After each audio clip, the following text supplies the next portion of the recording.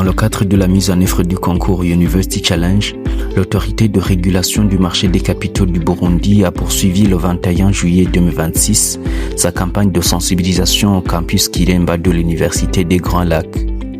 Près de 80 étudiants ont participé activement à cette séance consacrée au fonctionnement du marché des capitaux burundais, à ses acteurs, à son cadre légal et aux opportunités qu'il offre.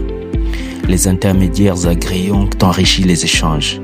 La Bourse du Burundi a présenté les avantages des titres du Trésor par rapport à l'épargne classique, tandis que Prime Courtage Trading a expliqué comment débuter concrètement en investissement.